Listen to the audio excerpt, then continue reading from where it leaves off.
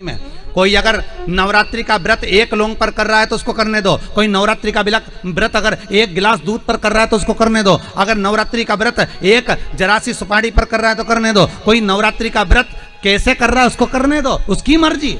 तुम्हारे घर में जैसा व्रत होता है, तुम्हारे घर में जैसा नियम होता है, तुम वैसा करो। किसी को देखा देखी कर उसने 16 सोमवार का व्रत करा, उसने संकट सोमवार का व्रत करा, उसने चतुर्थी का व्रत करा तो मैं भी ऐसा करूंगी, उसने ऐसा करा तो मैं भी ऐसा करूंगी। नहीं नहीं नहीं नहीं, देखा देखी नहीं। कक्षा 8वीं का पेपर था, बच्चे एक के पीछे एक बैठे थे, लिखने को आ गया दिल्ली की सबसे बड़ी मीनार का नाम लिखो। आगे वाले बच्चे ने लिख दिया दिल्ली में कुतुब मीनार है। पीछे वाले बच्चे को भी याद था कि दिल्ली में कुतुब मीनार सबसे बड़ी मीनार है, पर आगे वाले का देखकर लिख दिया दिल्ली में कुतिया बीमार है। देखा देखी में काम बिगड़ गया। देखा देखी नहीं करना। उस बच्ची ने तो घबराहट के कारण, उस बच्ची ने तो बारात सामने खड़ी थी इसलिए गंदगी कर दी थी, पर गांव के लोगों ने जान कर कि यहां सोना चांदी बन जाएगा, अपनी बहुओं को अपनी बेटियों को भेजना चालू कर दिया। एक दिन बाबा शंकर बड़े क्रोधित हो गए, बड़े क्रोधित हो गए। उन्होंने पूरे उस मंदिर को, उस गांव को ही उलट दिया और वहां टीला बन गया। आज भी आप कभी जाएं बलिया जिले में और खेड़िया तहसील में तो आप वहां पर एक टीला देखेंगे और किसी से भी पूछेंगे तो कोई भी आपको यह कथा सुना देगा कि एक बच्ची जो शिव की उपासक थी उसको देखकर लोग प्रपंच में डूबने लगे थे। शंकर की आराधना में ढोंग नहीं चाहिए, शंकर की आराधना में प्रपंच नहीं चाहिए। शंकर की हो गई गलती, कई बार शंकर की आराधना में गलती हो जाती है तो क्या शंकर रुष्ट होंगे? नहीं।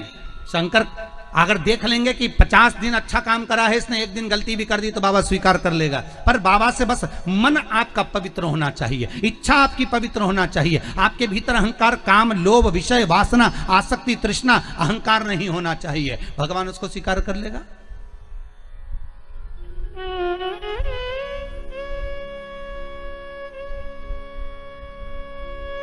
भगवान उसको ले लेगा आराम से।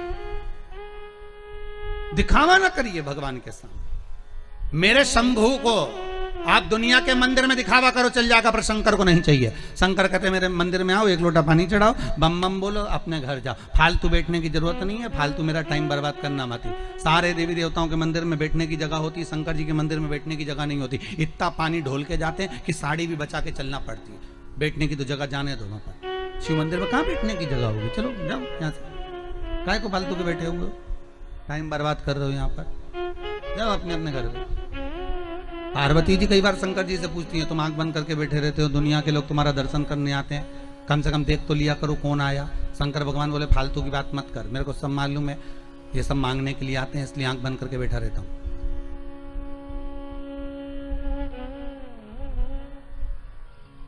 पार्वती जी बोली ऐसा कोई होता है क्या? शंकर भगवान बोले तेरी पड़ोसन क्या करके देख ले, रोज पड़ोसन क्या जाना, जीजी की जरा एक कटोरी घी दे दे, जीजी जरा तेरी चप्पल दे दे, जीजी तरह जरा सा मोबाइल दे दे, जीजी तरह थोड़ा सामान दे दे। रोज रोज मांगने जाओगे तो पड़ोसन भी दरवाजा बंद कर लेगी, तो मैं तो आंख ही बंद कर रहा हूं। तो आंख कब खोलोगे?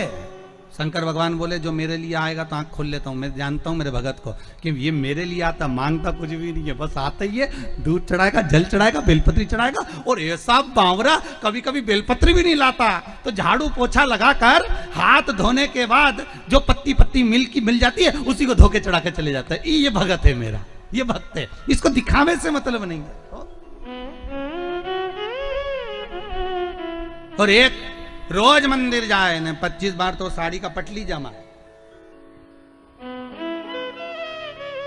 पटली जमा के फिर पिन मिन लगा के फिर पल्लू मल्लू लई के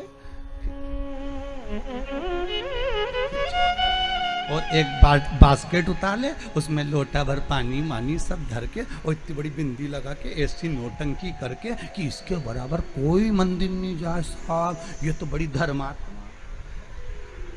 इसके बराबर कोई धर्मात्मा नहीं। बाप रे, रोज आए, रोज मंदिर और ऐसी पूजन करे साहब, 2 घंटा तक तो माला लईने बैठी रहे। और इतने में कहीं की आवाज कर दे तो चिल्लाती भी है, उधर जाओ उधर जाओ।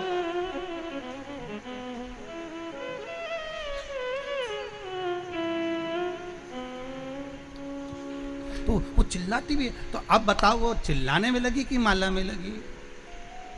अरे बोलो तो सही।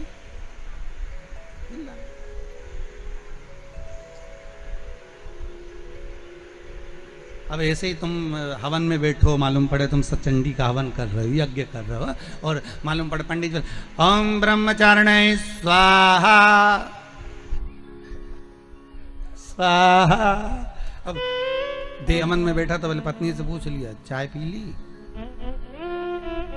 तुमने? वो पूरा साज सजा के हो, हमारे पाँव से ऐसा बैठे तो यहाँ तकिया फंसा है, सुते और सामान रखो करके स्वाहा स्वाहा। माता रानी भी सोचे रही मेरा हवन कर रही, मुझे ही देख ले।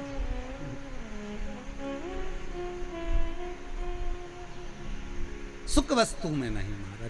फिर वही बात आ गई, भगवान को नहीं पसंद छल, भगवान को दिखावा नहीं पसंद। नहीं चाहिए चांदी की थाली में भोजन भगवान शंकर को, नहीं चाहिए शंकर भगवान को सोने की अटारियां।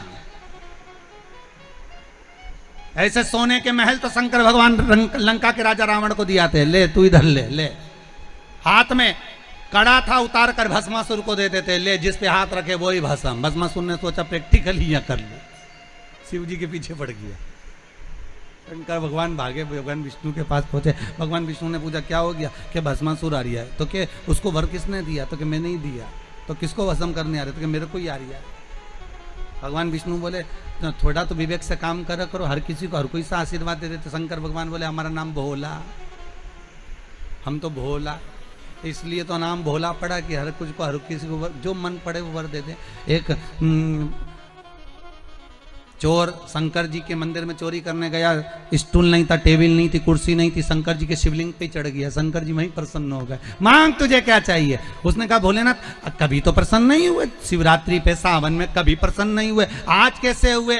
शंकर भगवान बोले लोग जल चढ़ाए धतूरा चढ़ाए, तू तो पूरा ही चढ़ गया, बड़ी कृपा करिए, इससे बढ़कर करुणा तू तो मांग ले, तेरे को क्या चाहिए? शिव बढ़ा दया, उसका नाम ही भोला। अब देवऋषि नारद पूछ लिए क्या हुआ क्या है? तो कि महाराज जी मेरा पांव ठीक करा दो। तो पांव ठीक कराना है तो शंकर का स्तमन करो, गंगा के घाट पर जाकर शिवलिंग का निर्माण करो, उस शिवलिंग का निर्माण कर उसकी आराधना करिए, ठीक है? और उसकी आराधना में जब शंकर भगवान की आराधना में शनि महाराज डूब गए, ऐसी आराधना शनि महाराज ने करी कि शंकर भगवान प्रसन्न हो गए। क्या मांगते हो शनि? शनि कहते हैं बस इतनी कृपा कर दीजिए, मेरा पांव ठीक कर दीजिए। शनि तेरा पांव तो ठीक कर दूंगा पर उसमें थोड़ी सी लचक रह जाएगी, चिंता मत करना, तूने मेरा अनुमोदन। श्री शिवाय नमस्तुभ्यम। दर्शकों, कल 9 अप्रैल है और कल से नवरात्रि की शुरुआत हो रही है। तो गुरु भगवान जी कहते हैं कि बहुत से लोग लौंग खा के रहते हैं, कुछ लोग पानी पी के रहते हैं, कुछ लोग कुछ ऐसे अलग अलग तरीके से लोग नवरात्र रखते हैं। तो हमें भी किसी का देखा नहीं करना है। जैसे हमारे परिवार में व्रत रखा जाता है, जैसे हमारी पीढ़ी दर पीढ़ी व्रत रखी जाती है, वैसे व्रत रखना चाहिए। आपके यहाँ अगर कलश स्थापना की जाती है तो आप कलश स्थापना कीजिए। अगर आपके यहाँ अखंड ज्योति जलाई जाती है तो आप अखंड ज्योति जलाएं, मगर किसी का देखा ना करें। जिसकी जैसी श्रद्धा है वैसा व्रत रखें, ना कि फला ने ऐसा व्रत रखा है तो मुझे भी रखना चाहिए, उन्होंने ये वाला व्रत रखा तो हमको भी रखना चाहिए, ऐसा नहीं करना चाहिए। तो कल से हमारे माता रानी हम सभी के घर आ रही हैं, तो आप सभी को नवरात्रि की बहुत बहुत शुभकामनाओं के साथ मैं ये वीडियो स्टार्ट करती हूँ। और आप लोग का व्रत अच्छे से जाए, और जो मेरे चैनल में नया है वो मेरे चैनल को सब्सक्राइब करें, लाइक कमेंट ज़रूर करें। तो आगे गुरु भगवान जी बताते हैं वो मैं आप सभी को अवगत करा। कल चैत्र नवरात्रि 9 अप्रैल 2024 है और दिन मंगलवार पड़ रहा है। तो कल से पहला दिन शैलपुत्री का दिन है। तो कल माता रानी हम सभी के घर आएंगी। मैं आपसे यही बोल रही हूँ कि माता रानी जैसा भी व्रत आप करना चाहें वैसा कीजिए, ना कि किसी का देखा कीजिए। मैं आपको फिर से रिपीट करके गुरु भगवान की बातों को बता रही हूँ। गुरु भगवान कहते हैं कोई भी व्रत रखे तो पूर्ण समर्पण होना ज़रूरी है। ना कि अंदर अच्छी बातें ना हो, बात व्यवहार अच्छा ना हो और आप पूजा पाठ करें। आपके अंदर अच्छी भावना होना चाहिए। और भोलेनाथ तो ऐसे हैं, अगर आप उनको कुछ भी ना चढ़ाएं और अपने अंदर से वासना, काम भाव और हर बातों को हटा कर उनकी पूजा करें, भले उनके लिए कुछ भी ना ले जाएं, उनके ऊपर चढ़ा हुआ बेलपत्र भी आप धोकर दोबारा से चढ़ा दें, तो भोलेनाथ हमारे हमारे सारे कष्टों को दूर करते हैं। हमारे जो हम उनसे मन से उनसे जुड़ते हैं तो हमें आशीर्वाद भी देते हैं। तो गुरु भगवान कहते हैं आडंबर करने की ज़रूरत नहीं है। जो हमारे भोलेनाथ हैं या कोई भी भगवान जी हैं, वो केवल मन की सच्चाई से समर्पण चाहते हैं, ना कि देखा या किसी अन्य चीज़ की उन्हें ज़रूरत होती है। हमें भगवान से रोज़ मांगने भी नहीं जाना चाहिए कि आज मुझे ये दे दो, वो दे दो। और मन से उनके पास बैठ कर के उनका आराधना करने से भगवान प्रसन्न होते हैं, ना कि रोज़ रोज़ जा कर के उनसे आज मांगे कल मांगे, ऐसा नहीं करना है। तो गुरु भगवान यही हम सबको आगाह कर रहे हैं और भोलेनाथ के कथा को सुना रहे हैं।